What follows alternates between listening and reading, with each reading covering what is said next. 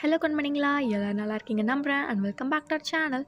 Past 3 டேஸாக வந்து நம்ம வீடியோ எதுவுமே அப்லோட் பண்ணவே இல்லை. ரீசன் என்னென்னா, வெளியில் போகிற வேலையும் கொஞ்சம் கொஞ்சம் இருந்தது.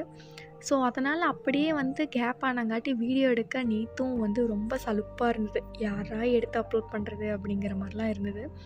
அப்புறம் இன்னொரு இனிமேல் இதை கண்டினியூ பண்ணலாமா, ஏன்னா அப்பப்போ நம்மளுக்கு சோம்பேறித்தனம் வருது. கண்டினியூ பண்ணலாமா இல்லை வேண்டாமா அப்படிங்கிற டவுட்லாம் இருந்தது. சரி, இன்றைக்கி அதை மூட்டை கட்டி வச்சுட்டு இன்றைக்கி காலைல புளிக்குழம்ப வந்து எடுத்துடலாம் அப்படின்னு சொல்லி ஸ்டார்ட் பண்ணிட்டேன். எனக்கு ஸ்டாண்ட் வாங்கணும் அப்படின்ட்டு இந்த வீடியோ எடுக்க ஆரம்பித்ததுலேருந்து ஒரு ஆசை.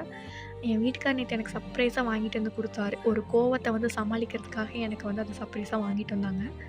ஆனால் எனக்கு என்னமோ வந்து எப்பவும் வந்து வீடியோ எடுக்கிறத விட இதில் எடுக்கையில் எனக்கு அன்கம்ஃபர்டபுளாக தான் ஃபீல் பண்ணேன். கம்ஃபர்டபுளாகவே இல்லை. எனக்கு கையில் வச்சு எடுக்கிறது தான் கம்ஃபர்டபுளாக இருந்தது. மேபி டிஃப்ரென்ஸ் தெரிஞ்சுது அப்படின்னா, அந்த ஷேக் ஆகாமல் இருக்கிற டிஃப்ரென்ஸில் தெரிஞ்சுது அப்படின்னா சொல்லுங்கள். பாவக்காயை ஃபஸ்ட்டு நல்லா வணக்கி எடுத்துட்டிங்கன்னா கொஞ்சம் கிறிஸ்பினஸோட டேஸ்ட் அதிகமாக இருக்கும். ஒரு கடாயில் கடுகு பொரிஞ்சதுக்கப்புறம் வெங்காயம் தக்காளி போட்டு பாவக்காயை வந்து அதில் கொட்டிக்குவோங்க.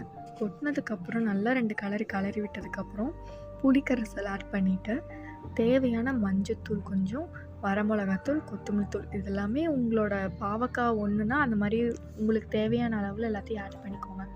கடைசியில் 2 கொதி வந்ததுக்கப்புறம் ஃபைனலாக உப்பு அண்ட் நாட்டு சக்கரை லைட்டாக ஆட் பண்ணி ஸ்டவ்வை வந்து மீடியமாக வச்சுட்டு கொத்தமல்லி தழை தூவி இறக்குனீங்க அப்படின்னா பாவக்காய் குழம்பு ரெடி ஆயிடும். நான் இன்றைக்கி ஸ்டாண்டில் வச்சு எடுத்ததை பார்த்துட்டு விஹான் அப்படியே நோட் பண்ணியிருக்கான்.